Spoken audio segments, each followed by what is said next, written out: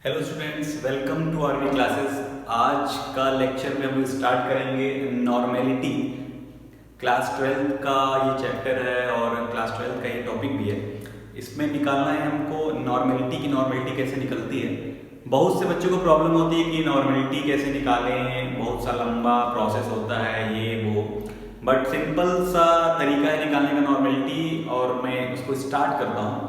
यहाँ पे नॉर्मेलिटी का एक फॉर्मूला लिखा है कि नॉर्मेलिटी इक्वल टू होता है number of gram equivalent of solute divided by volume of solution in litre. अब आपको ये नहीं समझ में आ रहा ये ग्राम इक्विवेलेंट होता क्या है। वॉल्यूम ऑफ सॉल्यूशन तो दिया रहेगा, नहीं दिया रहेगा तो अगर मिलीलीटर में है तो लीटर में चेंज कर लेंगे, चाहे जिस भी यूनिट में दिया हो। बट ये ग्राम इक्विवेलेंट क्या होता है, तो ग्राम इक्विवेलेंट इक्वल टू होता है weight in gram divided by equivalent weight. अब इक्विवेलेंट वेट क्या होता है आपको नहीं पता, वेट इन ग्राम पता है। वेट इन ग्राम क्वेश्चन में दिया रहेगा, ये इतना ग्राम वो उतना ग्राम। अब बात आती है कि इक्विवेलेंट वेट क्या होता है। तो इक्विवेलेंट वेट इक्वल टू होता है molecular weight upon n factor. अब मॉलिक्यूलर वेट तो जान रहे हैं कि कोई भी मॉलिक्यूल दिया रहेगा उसका मॉलिक्यूलर वेट होता है। एन फैक्टर क्या है, एन फैक्टर निकालने का तीन तरीका है। एक होता है एसिडिटी, एक होता है बेसिसिटी और एक होता है change in oxidation number. Acidity, basicity और चेंज इन ऑक्सीडेशन नंबर। अब ये एसिडिटी क्या होता है, बेसिसिटी क्या होता है या चेंज इन ऑक्सीडेशन नंबर क्या होता है। एसिडिटी का मतलब ये होता है कि जब हम कोई भी एसिड पानी में मिलाएं तो वो अपने जो आयनों में टूट रहा है वहां हमको कितना H+ आयन दे रहा है। बेसिसिटी का मतलब है कि कितना OH- आयन दे रहा है। और चेंज इन ऑक्सीडेशन नंबर आप क्लास 11 में पढ़े हैं कि पहले ऑक्सीडेशन नंबर कुछ और था, रिएक्शन के बाद उस तरफ प्रोडक्ट में उसका चेंज इन ऑक्सीडेशन नंबर, तो कितना चेंज हो रहा है। यहाँ पे 0 था, वहां पे +5 हो गया, तो इन दोनों के बीच कितना चेंज हुआ यही सब यहाँ पे देखना है। अब स्टार्ट कहाँ से करेंगे इतने बड़े में, तो देखिए नॉर्मेलिटी का तो ये फॉर्मूला है, लेकिन स्टार्ट हमेशा नीचे से करेंगे। सबसे पहले निकालेंगे एन फैक्टर। एन फैक्टर निकलता कैसे है, अभी 2 मिनट लगेगा, बता देंगे, कॉन्सेप्ट क्लियर हो जाएगा। एन फैक्टर निकाल के यहाँ वैल्यू रखिए एन फैक्टर की। मॉलिक्यूलर वेट आपको निकालना आता है, तुरंत क्या निकल जाएगा, इक्विवेलेंट वेट। इक्विवेलेंट वेट निकला, तुरंत यहाँ रख देंगे वेट इन ग्राम। क्वेश्चन में दिया रहेगा क्या, तुरंत निकल जाएगा ग्राम इक्विवेलेंट। ग्राम इक्विवेलेंट यहाँ रखेंगे, वॉल्यूम ऑफ सॉल्यूशन क्वेश्चन में दिया रहेगा और क्वेश्चन हो जाएगा सॉल्व, और ऐसे आपका नॉर्मेलिटी हो जाएगा खत्म। तो एन फैक्टर की वैल्यू कुछ लिखे हैं हम यहाँ पे कि एन फैक्टर किसके लिए क्या होता है। जैसे HCl पानी मिलाएंगे तो अपना 1 H+ आयन देगा, तो उसके लिए एन फैक्टर 1। H2SO4 पानी मिलाएंगे तो अपना 2 H+ आयन देगा, तो उसके लिए 2। NaOH एक बेस है तो वो 1 OH- देगा, तो उसके लिए एन फैक्टर 1। इसी तरह H3PO4 के लिए 3, HNO3 के लिए 1 और CaOH वोल्ट वाइज के लिए 2। इसी तरह कोई आयन है Ca पे पावर +2 तो इसके लिए 2, SO4 पे -2 तो 2, PO4 -3 पे 3। कुछ एक्सेप्शन है, एक्सेप्शन है कि H3PO2 हाइड्रोजन तो 3 है तो 3 होना चाहिए, बट है यहाँ पे 1। तो होता ये है कि जब इसका स्ट्रक्चर बनाएंगे तो उसमें जो ऑक्सीजन के साथ हाइड्रोजन है वो सिर्फ एक ही हाइड्रोजन जुड़ा होता है। मतलब ऑक्सीजन के साथ सिर्फ एक हाइड्रोजन जुड़ा होता है जो वही निकलता है आयोनाइज होके, इसीलिए यहाँ पे इसकी वैल्यू कितनी है, 1। H3PO3 में इसकी वैल्यू है 2, क्योंकि 2 OH के साथ मतलब 2 OH रहता है। इसी तरह अगर कोई गैसेस है H2Cl2 Br2 I2 तो इसकी वैल्यू भी क्या होती है, 2। तो जब भी न्यूमेरिकल स्टार्ट करेंगे तो सबसे पहले निकालेंगे एन फैक्टर। अब जैसे मान लीजिए कोई क्वेश्चन में एन फैक्टर की वैल्यू आ गई 1, तो एन फैक्टर हम रखे यहाँ पे 1। मॉलिक्यूलर वेट आप निकाल लेते हैं, कोई भी क्वेश्चन रहे, जैसे मान लीजिए CO2 है तो CO2 का मॉलिक्यूलर वेट होता है 44, तो 44/1 यहाँ पे इक्विवेलेंट वेट आ गया 44। इसी इक्विवेलेंट वेट को उठा के यहाँ रखिए, वेट इन ग्राम क्वेश्चन में दिया रहेगा कि CO2 कितना है, तो मान लीजिए CO2 10 ग्राम, तो 10 डिवाइडेड बाई 44 निकल के आ गया ग्राम इक्विवेलेंट। ग्राम इक्विवेलेंट उठा के यहाँ रखे, वॉल्यूम ऑफ सॉल्यूशन इन दिया रहेगा लीटर में कि वहां पे इतना लीटर है, चाहे मिलीलीटर में है, वो क्वेश्चन में गिवन होगा। अगर क्वेश्चन में ध्यान सुनिएगा, क्वेश्चन में नॉर्मेलिटी के क्वेश्चन में अगर वॉल्यूम नहीं दिया है तो उसको हमेशा 1 मानते हैं। कितना मानते हैं? 1। तो अब स्टार्ट करते हैं इस पे न्यूमेरिकल की कैसे करेंगे, न्यूमेरिकल को देखते हैं। तो जो हमारा पहला क्वेश्चन है वो है कि calculate the normality of 2 gram of H2SO4। 2 gram sulphuric acid का हमको निकालना है नॉर्मेलिटी। यहाँ पे वो फॉर्मूला मैं फिर से लिखा हुआ हूँ कि सॉल्व करते समय हम देखते चलेंगे, कहीं पे दिक्कत ना हो आपको इधर उधर देखने में। तो फॉर्मूला वही है कि normality is equal to number of gram equivalent upon volume of solution in litre. Gram equivalent is equal to weight in gram upon equivalent weight, और equivalent weight is equal to molecular weight upon n factor. तो जब भी normality निकालेंगे तो यहां से नहीं यहां से चलेंगे, n फैक्टर सबसे पहले निकालेंगे। तो अभी जस्ट बताए थे कि H2SO4 के लिए n फैक्टर की जो वैल्यू होती है, H2SO4 के लिए n फैक्टर अगर आप अभी कॉपी में नोट कर लिए होंगे या स्क्रीनशॉट ले लिए होंगे तो उसमें था कि n फैक्टर H2SO4 के लिए होता है 2। n फैक्टर निकल गया, अब हम सब निकाल सकते हैं सीधे इक्विवेलेंट वेट। तो equivalent weight equal to molecular weight. H2SO4 का मॉलिक्यूलर वेट होता है 98 डिवाइडेड बाई 2 इक्वल टू 49। अब इस इक्विवेलेंट वेट को हम रखेंगे ग्राम इक्विवेलेंट निकालने के लिए। तो ग्राम इक्विवेलेंट का फॉर्मूला जो है, gram equivalent equal to weight in gram. Weight कितना दिया है? 2 ग्राम। तो 2 डिवाइडेड बाई इक्विवेलेंट वेट जो निकाला गया है कितना हो गया? 49। इसको सॉल्व करेंगे तो ये लगभग आता है 0.04। अब ये ग्राम इक्विवेलेंट, हम नंबर ऑफ ग्राम इक्विवेलेंट कहां रख देंगे? यहाँ पे हमारा नॉर्मेलिटी निकल जाएगा। नंबर ऑफ ग्राम, तो normality equal to number of gram equivalent divided by volume of solution in litre. अब वॉल्यूम ऑफ सॉल्यूशन अगर नॉर्मेलिटी के क्वेश्चन में नहीं दिया है तो उसको मान लेते हैं 1।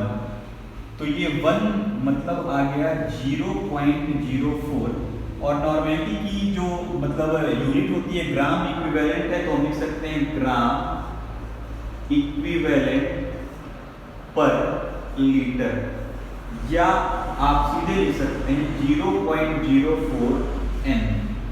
ये रिप्रेजेंट करता है नॉर्मेलिटी को। अब देखते हैं नेक्स्ट क्वेश्चन। तो ये क्वेश्चन है कि calculate the normality of solution containing 5 gram of NaOH in 450 ml of solution. मतलब अब 5 ग्राम ऑफ NaOH को 450 ml ऑफ सॉल्यूशन में मिलाया जा रहा है और आपसे पूछ रहा है उसकी नॉर्मेलिटी। तो नॉर्मेलिटी निकालने के लिए सबसे पहले जो स्टेप होता है वो निकालते हैं n फैक्टर। n फैक्टर यहाँ पे दिया है 5 ग्राम ऑफ सॉल्यूट, क्या है मेरा? NaOH, और NaOH के लिए एक OH निकलेगा तो n फैक्टर कितनी हो गई? 1। मतलब यहाँ पे कितना OH है? 1, तो n factor equal to 1। n factor की वैल्यू आ गई, अब यहाँ पे सीधे रख सकते हैं जो हमारा निकलेगा इक्विवेलेंट वेट। तो सबसे पहले निकालते हैं equivalent weight equal to molecular weight. NaOH जो मॉलिक्यूल है उसका मॉलिक्यूलर वेट होता है 40। ऊपर रखें 40, नीचे रखना है n फैक्टर, जो n फैक्टर कितना है? 1। तो इक्विवेलेंट वेट इक्वल टू आ गया हमारा 40। अब इक्विवेलेंट वेट हम यहां पुट करें तो मेरा क्या निकलेगा? Gram equivalent. तो gram equivalent equal to weight of solute in gram. Solute का कितना वेट है? 5 ग्राम। तो यहां आ गया 5 डिवाइडेड बाई इक्विवेलेंट वेट कितना आया है? 40। तो नीचे आ गया 40। इसको काटेंगे तो आप कह सकते हैं इसे 1/8 इक्वल टू 0.125 ग्राम इक्विवेलेंट आ गया। यही ग्राम इक्विवेलेंट यहाँ पे रख देना है तो हमारी नॉर्मेलिटी निकल जाएगी। Normality equal to gram, number of gram equivalent जो कितना है? 0.125 divided by volume of solution in litre. But दिया किसमें है? मिली लीटर में, तो उसको लीटर में चेंज कर लेंगे तो हो जाएगा 0.45। इसको सॉल्व करेंगे तो वैल्यू आएगी 0.278 n नॉर्मेलिटी। तो बहुत ही सिंपल तरीका है नॉर्मेलिटी निकालने का, कितने आसानी से हो जा रहा है। मतलब एक ही, दो ही, तीन ही लाइन में हो जा रहा है। हो तो एक ही लाइन में जाएगा देखते देखते देखते, लेकिन अब करना है सिस्टमेटिक ढंग से तो ऐसे करना पड़ रहा है, तो बहुत ही सिंपल है। तो नेक्स्ट क्वेश्चन है हमारा कि calculate the normality of A solution containing 9.8 gram of H2SO4 in 250 centimetre cube of solution. पहले तो 250 सेंटीमीटर क्यूब देख के आपको हार्ट अटैक आना शुरू हो गया होगा, तो मैं बता दूं कि 1 सेंटीमीटर क्यूब इक्वल टू होता है 1 मिलीलीटर। तो 250 सेंटीमीटर क्यूब का मतलब ये पे क्या दिया हमको, 250 ml दिया हुआ है। क्लियर है? स्टार्ट करते हैं नॉर्मेलिटी। सबसे पहले निकालेंगे n फैक्टर। तो आप लोग भी बताइए कि n फैक्टर की वैल्यू क्या होगी। H2SO4 कितना H+ देगा, 2, तो n फैक्टर की वैल्यू यहाँ पे क्या होगी, 2। ये पोर्शन निकल गया। अब निकालेंगे equivalent weight. Equivalent weight equal to molecular weight. H2SO4 का मॉलिक्यूलर वेट होता है 98 डिवाइडेड बाय 2, क्योंकि n फैक्टर की वैल्यू आई है 2, तो ये आ गया 49। अब इसकी वैल्यू 49 है कि जो यहां रख सकते हैं, तो क्या निकलेगा, ग्राम इक्विवेलेंट। तो gram equivalent equal to weight of solute in gram. Solute जो मिला रहे हैं वो कितना है, 9.8 ग्राम। तो हो गया 9.8 gram divided by equivalent weight कितना आया है, 49। इसको सॉल्व करेंगे तो ये आएगा 0.2। अब 0.2 क्या आ गया, नंबर ऑफ ग्राम इक्विवेलेंट। तो नॉर्मेलिटी इक्वल टू यहां पे रख दिए 0.2 divided by volume of solution in litre. 250 centimetre cube equal to 250 ml। 250 ml को जब लिक्विड में कन्वर्ट करेंगे, मतलब 1000 से डिवाइड कर दिए, तो आ गया 0.25। और जब इसको सॉल्व करेंगे तो आएगा 0.8 आप ग्राम इक्विवेलेंट बाई लीटर, या सिर्फ और सिर्फ n भी लिख सकते हैं, या तो ग्राम इक्विवेलेंट अपॉन लीटर या सिर्फ n। नॉर्मेलिटी 0.8 इसका आंसर है, 0.8 n। तो ये था नॉर्मेलिटी। अब स्टार्ट करते हैं। एक कंसंट्रेशन टर्म्स बचा हुआ है, पार्ट्स पर मिलियन, ppm। तो जो हमारा लास्ट कंसंट्रेशन टर्म्स है वो है पार्ट्स पर मिलियन, मतलब ppm।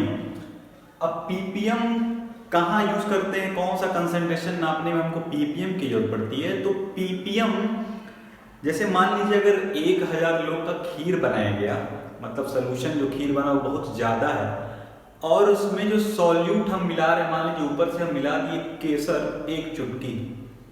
अब 1 चुटकी केसर मिला के हम उस पूरे 1000 लोग के लिए जो खीर है उसको मिला उला दिए, तो जब बहुत ही स्मॉल क्वांटिटी ऑफ सॉल्यूट किसी सॉल्यूशन में होता है तो उसको मेजर करते हैं हम ppm के अंदर, पार्ट्स पर मिलियन के अंदर।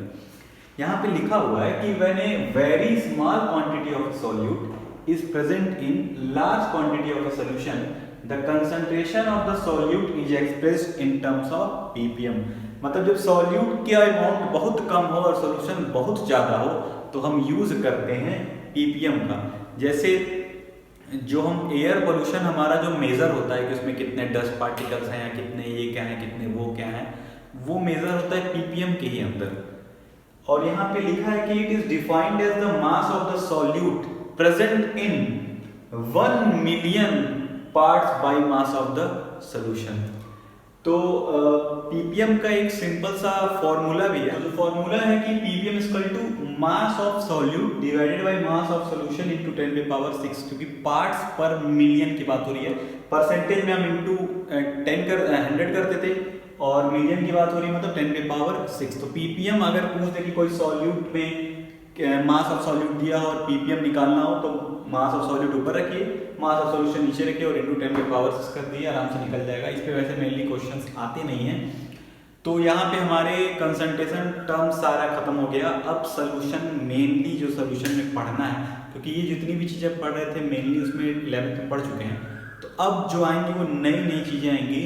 तो तब तक के लिए थैंक यू।